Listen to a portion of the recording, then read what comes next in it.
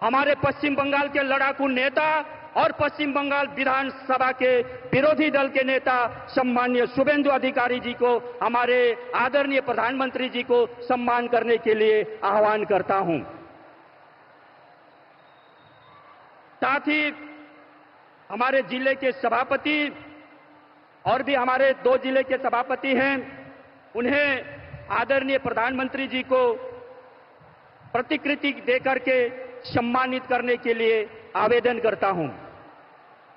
जिले सभा मिठू दास, हमारे जलपाईगुड़ी जिले के सभापति और कूच बिहार के सभापति, जिले सभापति।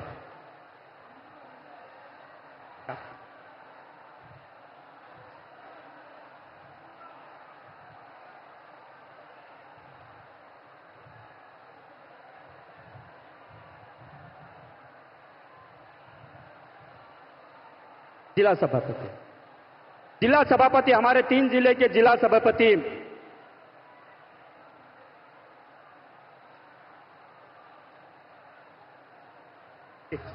उसके बाद में मैं हमारे राज्य के वाइस प्रेसिडेंट श्री रथिंद्र बोस जी द्वारा संपादित बंगाली में पुस्तक, जो हमारे नरेंद्र मोदी जी का जो विभिन्न भाषण है उनको संपादित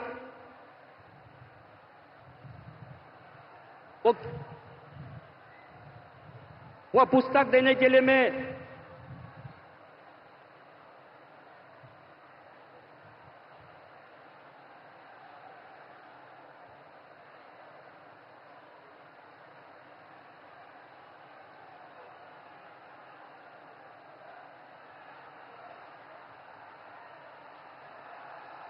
जिला सभापति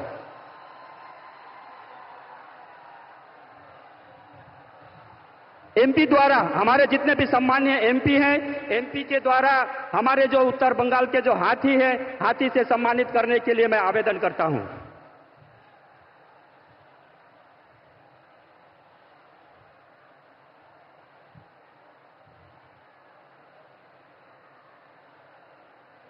इसके बाद हमारे जितने भी सम्मानीय एमएलए हैं, सम्मानीय एमएलए साहब सबको जो मदन मोहन मंदिर का जो अपना प्रतिकृति है उसको देकर के माननीय प्रधानमंत्री जी को सम्मान करने के लिए आवेदन करता हूं।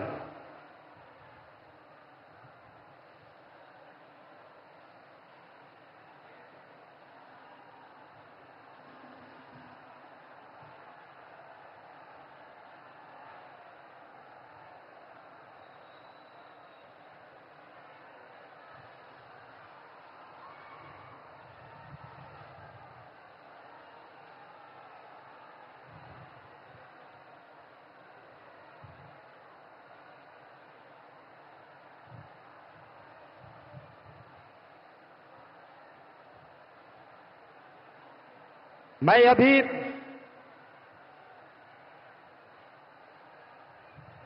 सम्मान समारोह के बाद में मैं हमारे पश्चिम बंगाल विधानसभा के विरोधी दल के नेता श्री शुभेंदु अधिकारी जी को स्वागत भाषण देने हेतु मंच पर आमंत्रित करता हूं।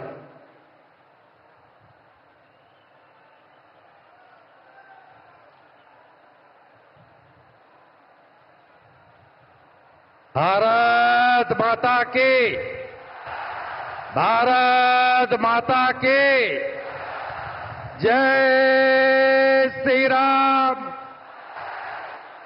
जय जय श्री राम। সমবেত দেশপ্রেমিক রাষ্ট্রবাদী অপরূপ সুন্দরী ডুয়ার্স তরাই আলিপুরদুয়ার সহ উত্তরবঙ্গের গণদেবতা জনতা জনার্দন, আমরা আজকে পেয়েছি বিশ্বের সর্বশ্রেষ্ঠ নেতা, ভারতবর্ষের সর্বশ্রেষ্ঠ প্রধানমন্ত্রী, যে প্রধানমন্ত্রী 100 কিলোমিটার ভিতরে ঢুকে জঙ্গিদের নাম নিশান মিটিয়ে দিয়েছেন, যশস্বী প্রধানমন্ত্রী নরেন্দ্র মোদী জি। नरेंद्र मोदी जी जिंदाबाद। मोदी जी संघर्ष करो, मोदी जी संघर्ष करो। अंदर घुस के मारा कान। আমাদের মধ্যে উপবিষ্ট আছেন রাজ্যের সভাপতি, ভারত সরকারের রাষ্ট্রমন্ত্রী সম্মানীয় ডক্টর সুকান্ত মজুমদার,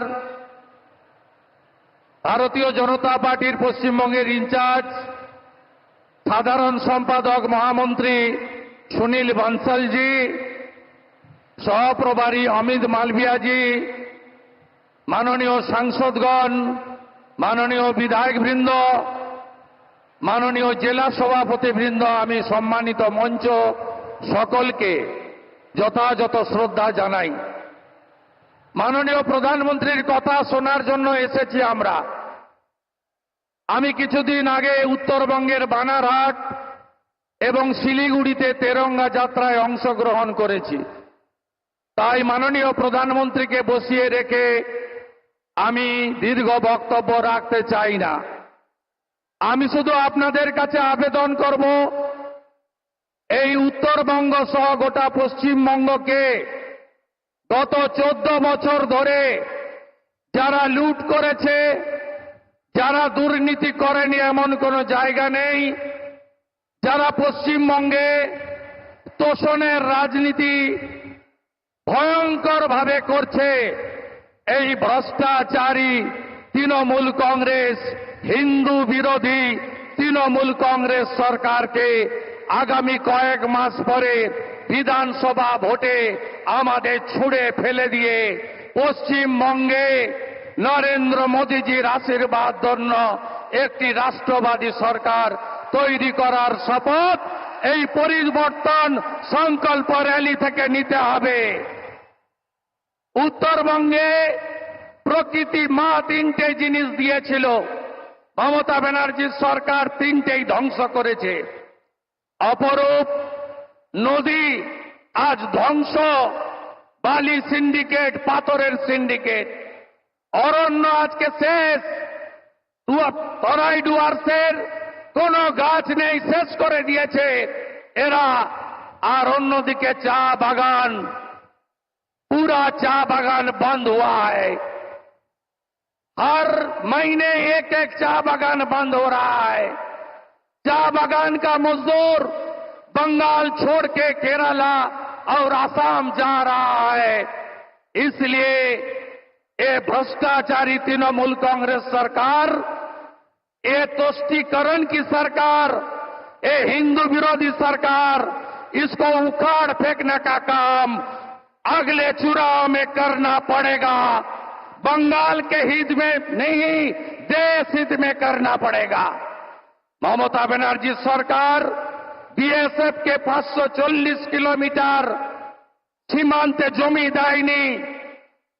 মমতা ব্যানার্জি সরকারের আমলে ধর্মীয় উৎপীড়নের কারণে যে হিন্দুরা পলায়ন করতে বাধ্য হচ্ছে অন্য দেশ থেকে, তাদেরকে অত্যাচার করা হচ্ছে। আর রোহিঙ্গা মুসলমান ঘুষপেটিদের তাদেরকে জামাই আদর করে পশ্চিমবঙ্গে রাখা হচ্ছে। তাই পশ্চিমবঙ্গে আগামী দিন চাই বিজেপি সরকার, পশ্চিমবঙ্গে আগামী দিন চাই নরেন্দ্র মোদীজির आशीर्वाद ধন্য सरकार।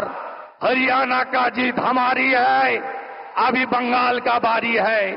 महाराष्ट्र की जीत हमारी है, अभी बंगाल का बारी है। दिल्ली की जीत हमारी है, अभी बंगाल का बारी है। बिहार का जीत भी हमारी होगा, उसके बाद बंगाल का बारी आएगा। बंगाल को जिताना चाहिए। डॉक्टर श्यामा प्रसाद मुखर्जी পশ্চিমবঙ্গ কে ভারতে রেখে দিয়ে গেছেন। আজকে দেশ হিতে বাংলাকে বাঁচাতে হবে। মমতা ব্যানার্জি আর তার ভাতিজার সরকারকে উপড়ে ফেলতে হবে। এটাই হোক আজকে পরিবর্তন সংকল্প র্যালি থেকে আমাদের শপথ। আপনাদের সবাইকে আমি আমার অন্তর থেকে নমস্কার, ধন্যবাদ অভিনন্দন জানাই। নানা ভাষা, নানা মত, নানা পরিধান, বিবিধের মাঝে দেখো মিলন মহান। কে নেই আজকে? নেপালিরা এসেছেন, রাজবংশীরা এসেছেন, মতুয়ারা এসেছেন। কে নেই আজকে? আদিবাসীরা এসেছেন। এই বিরাট সভা প্রমাণ করছে বাংলা মোদিজির সাথে আছে, বাংলা মোদিজির সাথে আছে, বাংলা মোদিজির সাথে আছে। এই বাংলায় 3 জনকে পহেলগাঁয়ে খুন করা হয়েছে, ধর্ম দেখে খুন করা হয়েছে। তার বদলা যদি কেউ নিয়ে থাকেন, তার নাম নরেন্দ্র দামোদর দাস মোদি। মোদি, মোদি, মোদি, মোদি, মোদি, মোদি। ভারত মাতা কি, भारत माता की।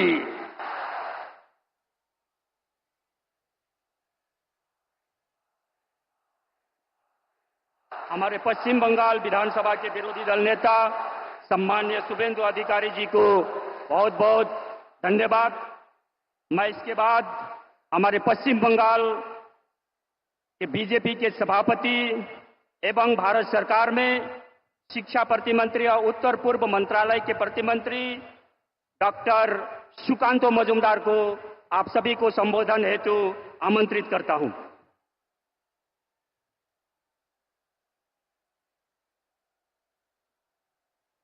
भारत माता की।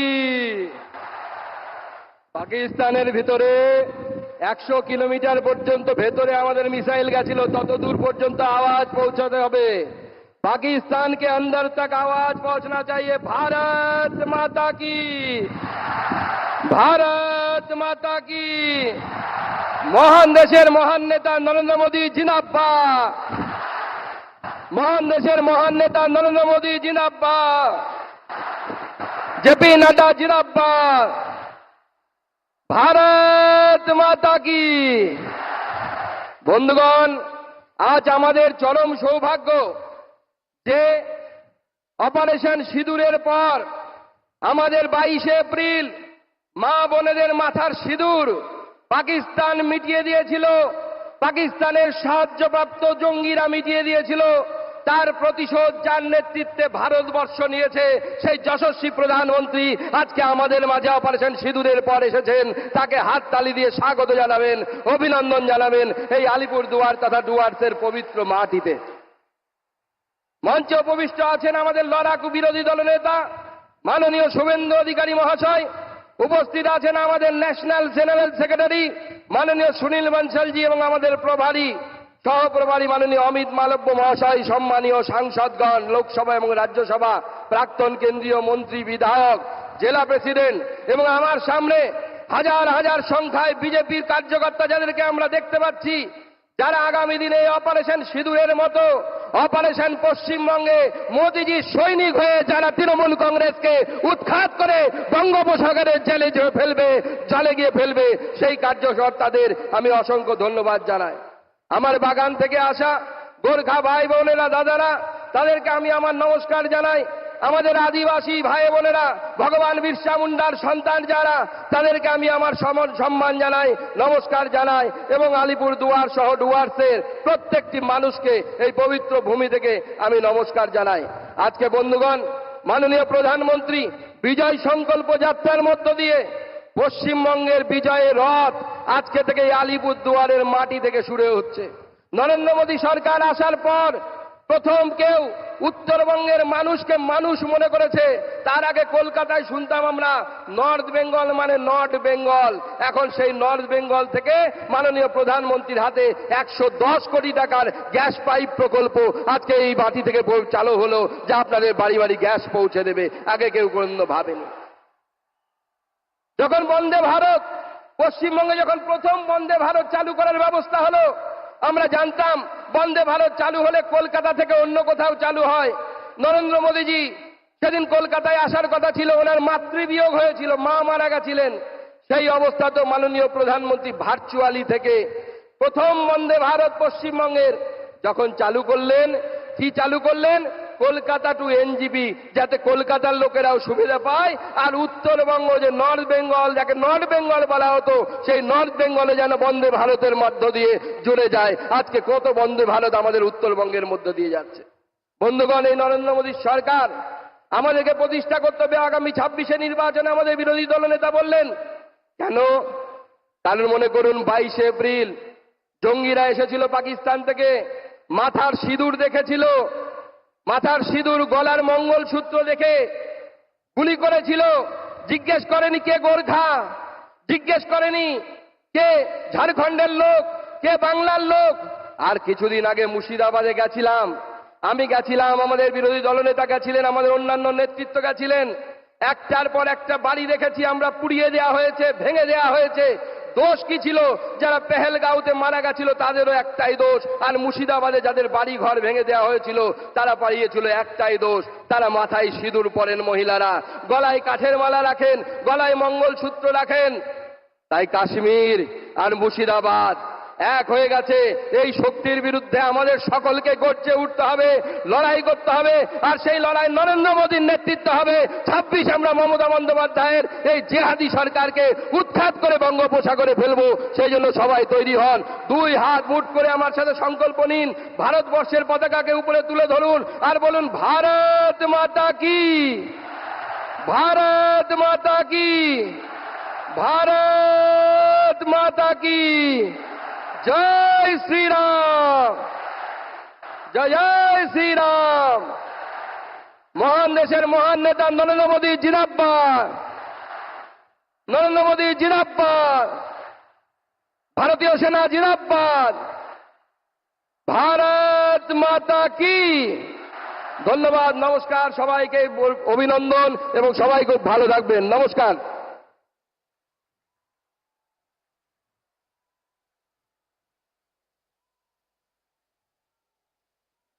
डॉक्टर श्री सुकान्त मजुमदार महाशय के अनेक अनेक धन्यवाद। अब तपाईहरु यहाँ बसिरहनु भएको छ, हाम्रो प्रधानमन्त्रीज्यूलाई सुन्नुको लागि। हमनी मन सब कोही बैठी बहुत आशा करके हमनी मन अपन प्रधानमन्त्री कर बात सुनोको लागि तो समय आएजा है। हमरा सकले अधीर आग्रह बसिया छी। तो विश्व के अमेरिका जैसे देश हमारे प्रधानमंत्री जी को बॉस कहते हैं, रसिया जैसे देश हमारे प्रधानमंत्री जी को अच्छे दोस्त कहते हैं। ऐसे हमारे परम आदरणीय श्री नरेंद्र मोदी जी को हमारे यहाँ पर जितने भी विभिन्न क्षेत्र से आए हुए जितने भी यहाँ पर समागम हुए हैं, उन आप सभी को संबोधित करने हेतु परम आदरणीय श्री नरेंद्र मोदी जी को, हमारे देश के यशस्वी प्रधानमंत्री जी को मैं मंच पर आमंत्रित करता हूँ।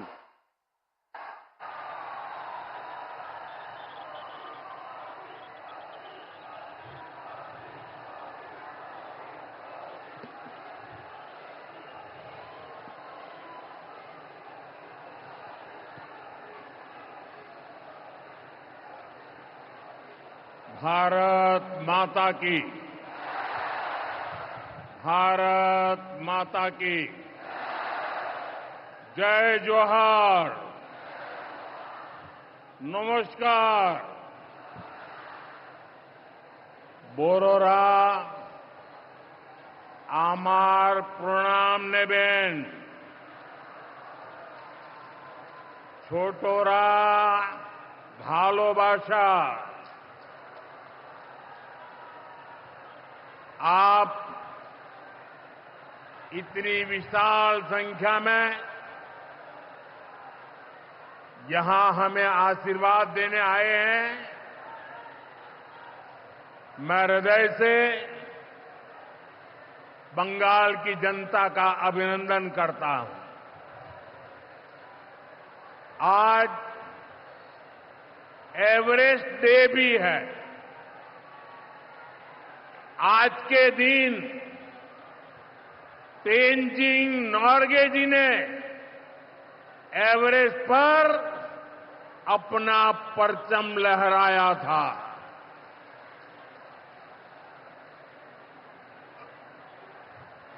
उनके सम्मान में हम भी अपना तिरंगा फहराएंगे।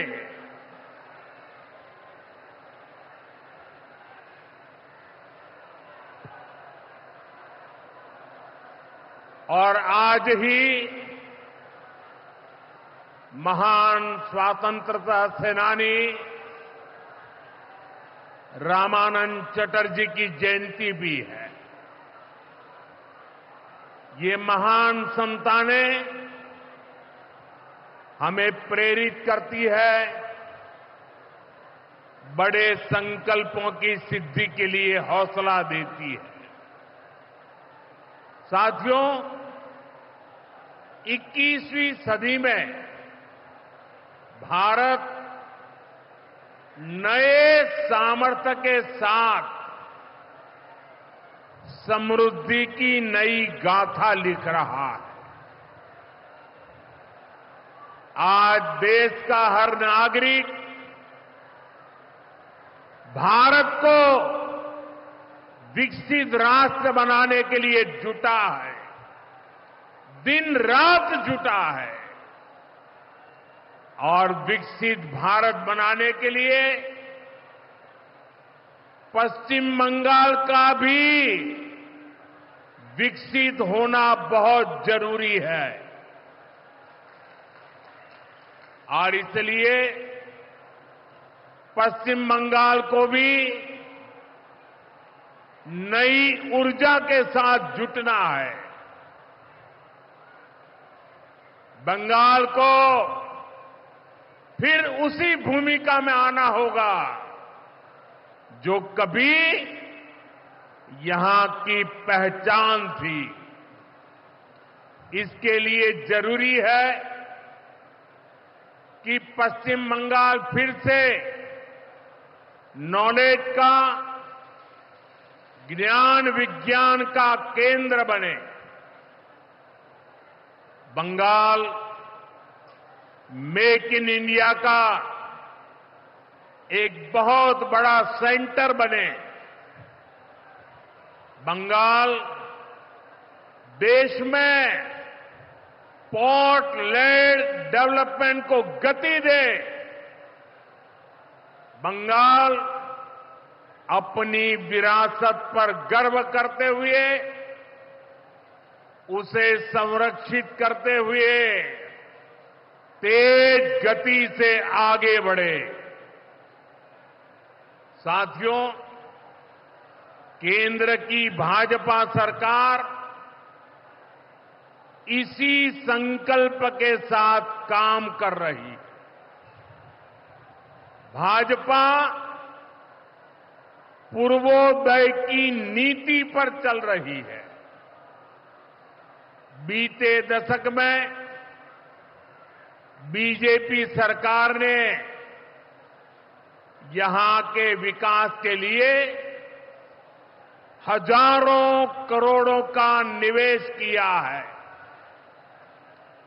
अब से कुछ देर पहले यहां सिटी गैस डिस्ट्रीब्यूशन नेटवर्क का शुभारंभ भी हुआ है। केंद्र सरकार के प्रयासों से ही कल्याणी एम्स बना है।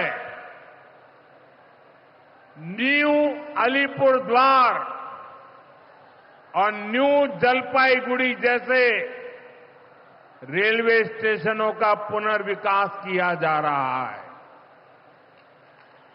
बंगाल की व्यापारिक गतिविधियों को उत्तर भारत से जोड़ने के लिए डेडिकेटेड फ्रेट कॉरिडोर बन रहा है।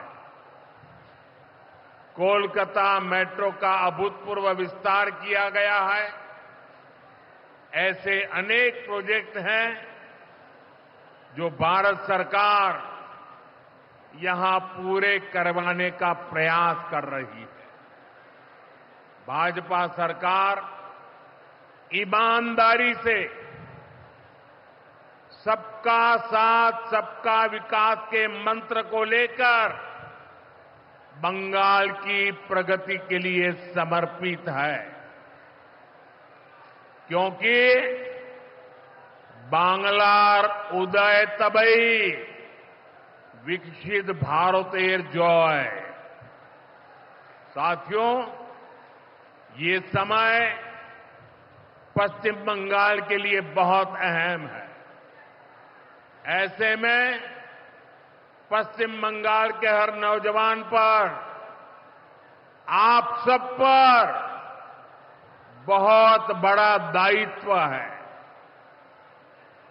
आप सबने मिलकर के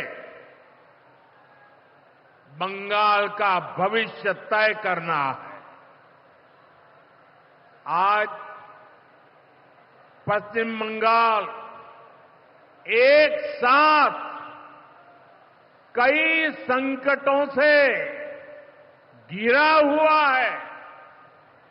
एक संकट समाज में फैली हिंसा और अराजकता का है। दूसरा संकट माताओं बहनों की असुरक्षा का है, उन पर हो रहे जघन्य अपराधों का है। तीसरा संकट नौजवानों में फैल रही घोर निराशा का है, बेतहाशा बेरोजगारी का है। चौथा संकट घनघोर करप्शन का है। यहां की सिस्टम पर लगातार कम होते जनविश्वास का है। और पांचवा संकट गरीबों का हक छीनने वाली सत्ताधारी पार्टी की स्वार्थी राजनीति का है। साथियों, यहां मुर्शिदाबाद में जो कुछ हुआ, मालदा में जो कुछ हुआ, वो यहां की सरकार की निर्ममता का उदाहरण है। दंगों में गरीब माताओं बहनों की जीवन भर की पूंजी राख कर दी गई। तुष्टीकरण के नाम पर गुंडागिर्दी को खुली छूट दे दी गई। जब सरकार चलाने वाले एक पार्टी के लोग, विधायक, कॉरपोरेटर ही लोगों के घरों को चिन्हित करके जलाते हैं और पुलिस तमाशा देखती है, तो उस भयावह स्थिति की कल्पना की जा सकती है। मैं बंगाल की भद्र जनता से पूछता हूं, क्या सरकारें ऐसे चलती हैं? यही भावेश्वर कर चलेगी? साथियों, बंगाल की जनता पर हो रहे इन अत्याचारों से यहां की निर्मम सरकार को कोई फर्क नहीं पड़ता। यहां बात बात पर कोर्ट को दखल देना पड़ता है। बिना कोर्ट के बीच में आए कोई भी मामला सुलझता ही नहीं है। बंगाल की जनता को अब टीएमसी सरकार के सिस्टम पर भरोसा नहीं है।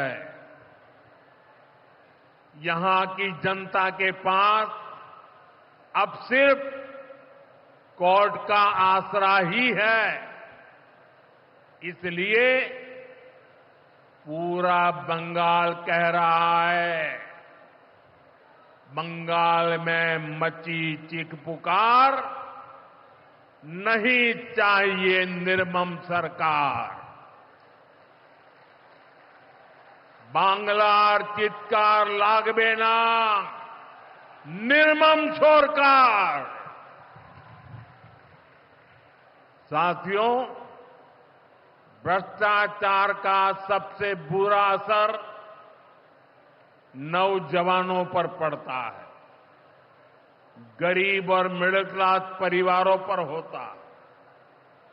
भ्रष्टाचार कैसे चारों तरफ बर्बादी लाता है, ये हमने टीचर भर्ती घोटाले में देखा है। टीएमसी सरकार ने अपने शासनकाल में हजारों टीचर्स का फ्यूचर बर्बाद कर दिया, उनके परिवारों को तबाह कर दिया, उनके बच्चों को असहाय छोड़ दिया। टीएमसी के घोटालेबाजों ने सैकड़ों गरीब परिवार के बेटे बेटियों को अंधकार में धकेल दिया है। ये सिर्फ कुछ हजार टीचर्स के भविष्य के साथ खिलवाड़ नहीं है, बल्कि पश्चिम बंगाल के पूरे एजुकेशन सिस्टम को बर्बाद किया जा रहा है। टीचर्स के अभाव में लाखों बच्चों का भविष्य दांव पर है। इतना बड़ा पाप टीएमसी के नेताओं ने किया है। हद तो ये है कि ये लोग आज भी अपनी गलती मानने को तैयार नहीं है। उल्टा देश की अदालत को, न्यायपालिका को, कोर्ट को दोषी ठहराते हैं। साथियों, टीएमसी ने चाय बागान में काम करने वाले साथियों को भी नहीं छोड़ा है। यहां सरकार की कुनीतियों के कारण टी गार्डन लगातार बंद होते जा रहे हैं। मजदूरों के हाथ से काम निकलता चला जा रहा है।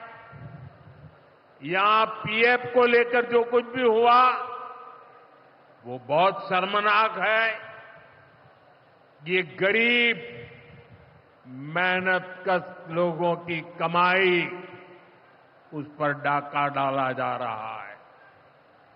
टीएमसी सरकार इसके दोषी लोगों को बचाने की कोशिश कर रही है।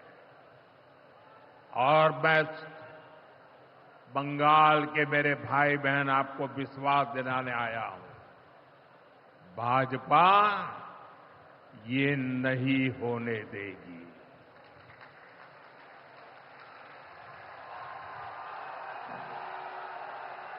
साथियों, राजनीति अपनी जगह पर है, लेकिन गरीब, दलित, पिछड़े, आदिवासी और महिलाओं से टीएमसी क्यों दुश्मनी निकाल रही है? पश्चिम बंगाल के गरीब, एससी, एसटी, ओबीसी के लिए जो भी योजनाएं देश में चल रही है, उनमें से बहुत सारी योजनाएं यहां लागू ही नहीं होने दी जा रही है। पूरे देश में करोड़ों लोगों को आयुष्मान योजना के तहत मुफ्त इलाज मिल चुका है, लेकिन मुझे दुख के साथ कहना पड़ रहा है, इसका फायदा पश्चिम बंगाल के मेरे भाई बहनों को नहीं मिल रहा। पश्चिम बंगाल का कोई साथी अगर दिल्ली, बेंगलुरु, चेन्नई गया है, उसको वहां मुफ्त इलाज नहीं मिल पाता है, क्योंकि निर्मम सरकार ने बंगाल के अपने लोगों को आयुष्मान कार्ड देने ही नहीं दिया। आज देश भर में 70 वर्ष से ऊपर के बुजुर्गों को 5 लाख रुपए तक मुफ्त इलाज की सुविधा मिल रही है। मैं तो चाहता हूं कि पश्चिम बंगाल में भी 70 वर्ष से ऊपर के सभी बुजुर्गों को मुफ्त इलाज की सुविधा मिले। लेकिन टीएमसी सरकार ये नहीं करने दे रही है। केंद्र की बीजेपी सरकार देश भर में गरीब परिवारों को पक्के घर बनाकर दे रही है, लेकिन पश्चिम बंगाल में लाखों परिवारों का घर नहीं बन पा रहा है, क्योंकि टीएमसी के लोग इसमें भी गरीब के पास से कट और कमीशन की मांग कर रहे हैं। आखिर टीएमसी सरकार आप लोगों को लेकर इतनी निर्मम क्यों है? साथियों, यहां की निर्मम सरकार के जितने उदाहरण दो वो कम है। पश्चिम बंगाल में बहुत बड़ी संख्या में हमारे विश्वकर्मा भाई बहन हैं। ये लोग हाथ के हुनर से अनेक प्रकार के काम करते हैं। इनके लिए पहली बार भाजपा सरकार विश्वकर्मा योजना लाई है। इसके तहत देश के लाखों लोगों को ट्रेनिंग मिली है, पैसा मिला है, नए टूल मिले हैं, आसान ऋण मिला है। लेकिन पश्चिम बंगाल में 8 लाख एप्लीकेशन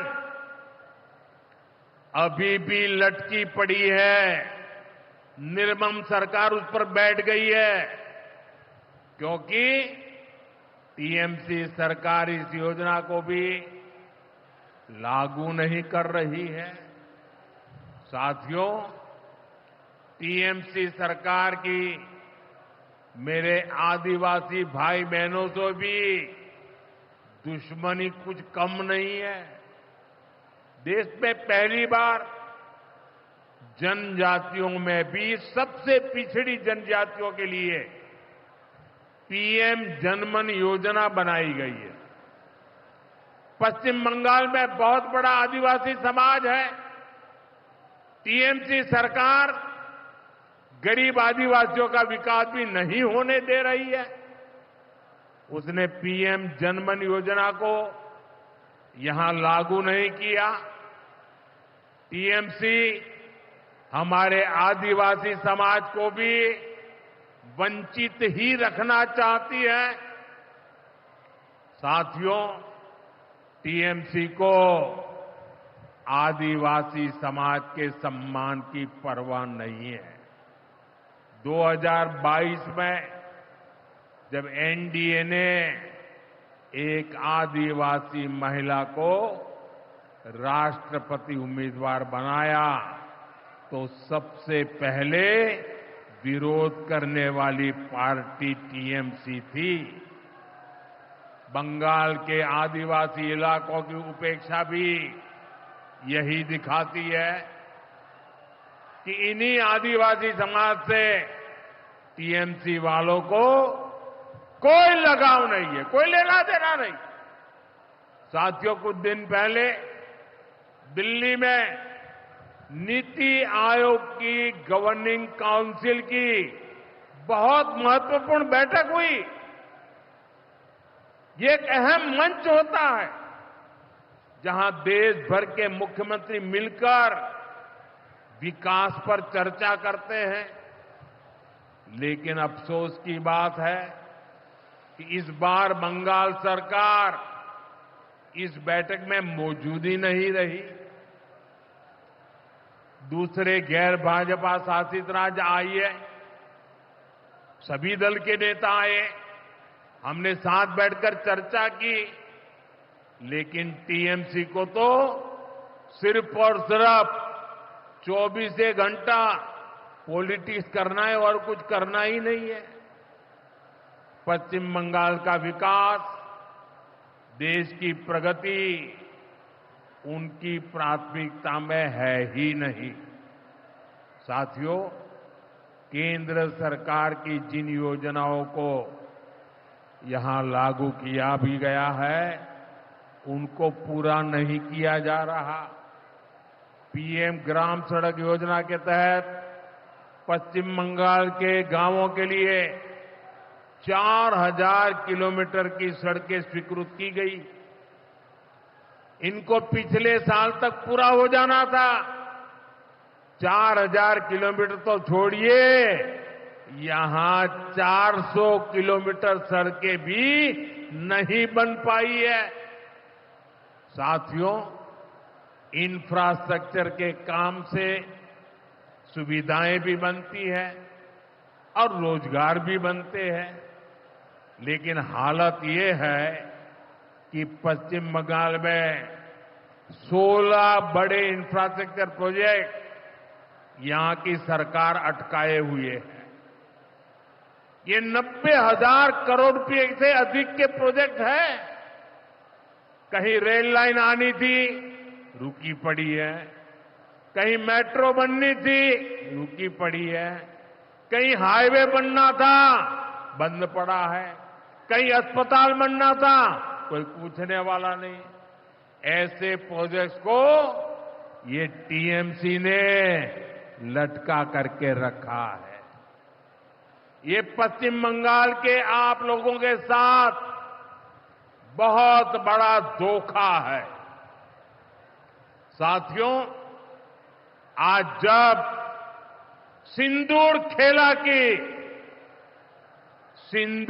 खेला की इस धरती पर आया हूं, तो आतंकवाद को लेकर भारत के नए संकल्प की चर्चा स्वाभाविक है।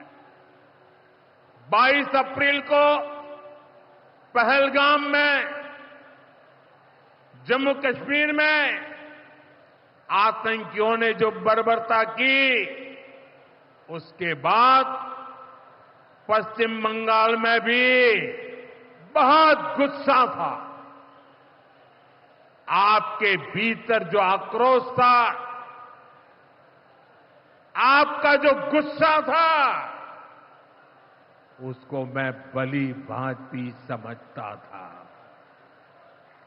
आतंकवादियों ने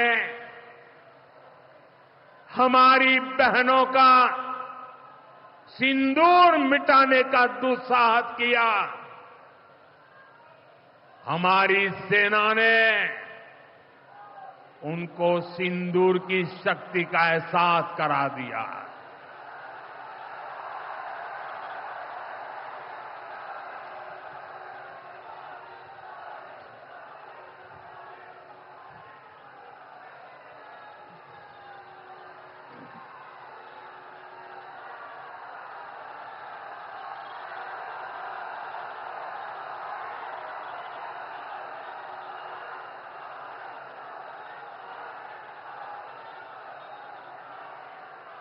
हमने आतंक के उन ठिकानों को तबाह किया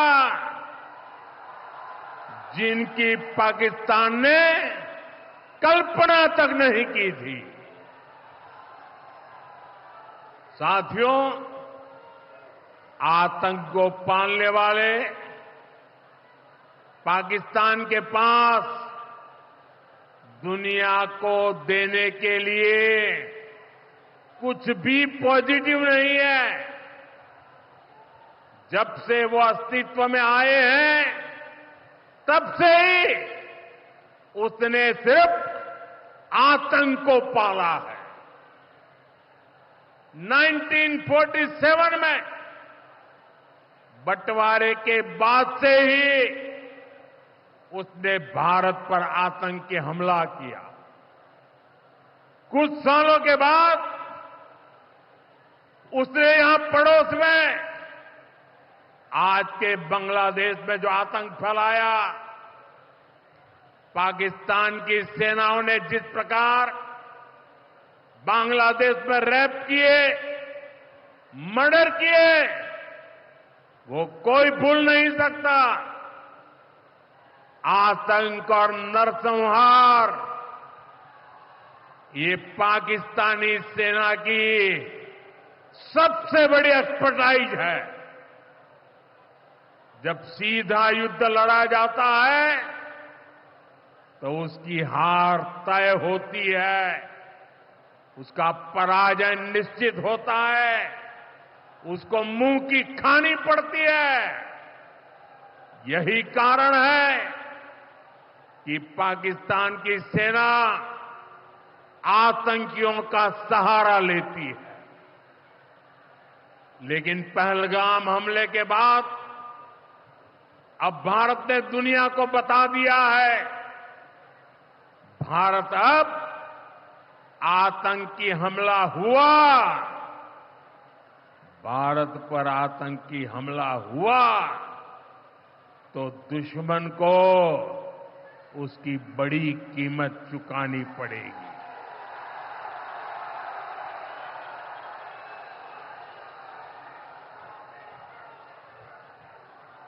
और पाकिस्तान समझ ले,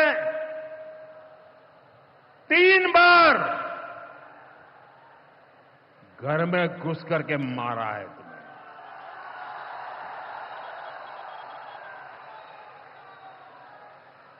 हम शक्ति को पूजने वाले लोग, हम महिषासुर मर्दिनी को पूजते हैं। बंगाल टाइगर की इस धरती से 140 करोड़ भारतीयों का ऐलान है। ऑपरेशन सिंदूर अभी खत्म नहीं हुआ है।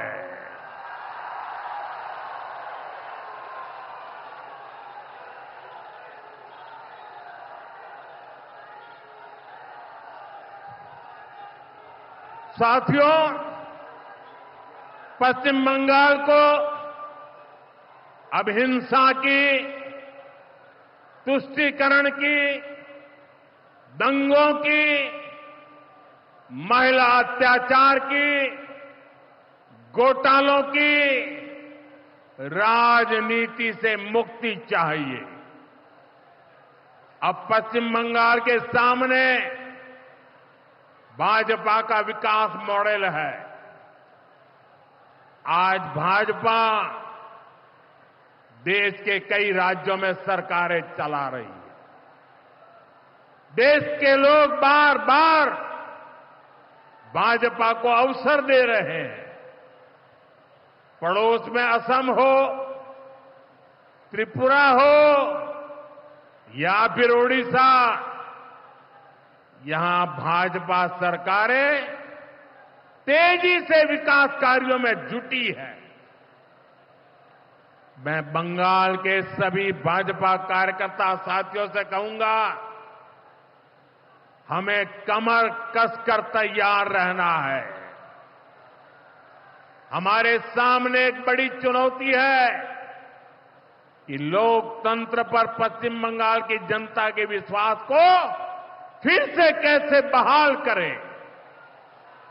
हमें पश्चिम बंगाल के हर परिवार को सुरक्षा की, सुशासन की और समृद्धि की गारंटी देनी है।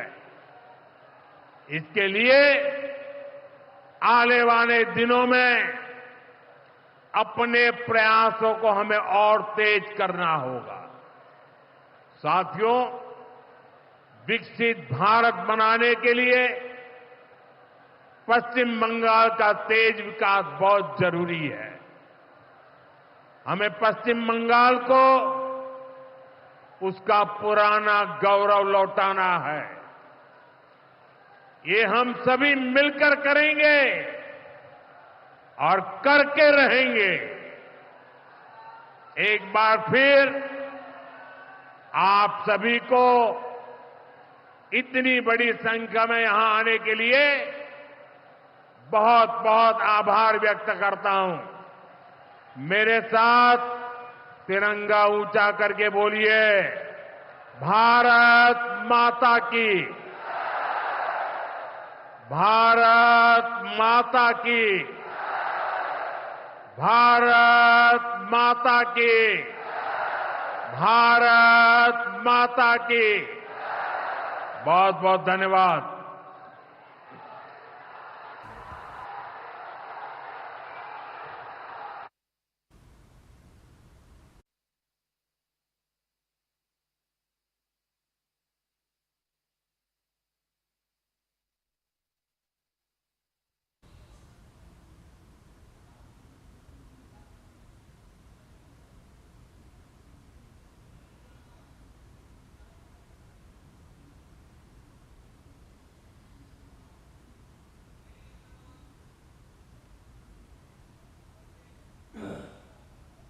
तो पश्चिम बंगाल के अलीपुरद्वार में इस वक्त प्रधानमंत्री नरेंद्र मोदी मौजूद हैं और वहां पर एक जनसभा को भी प्रधानमंत्री नरेंद्र मोदी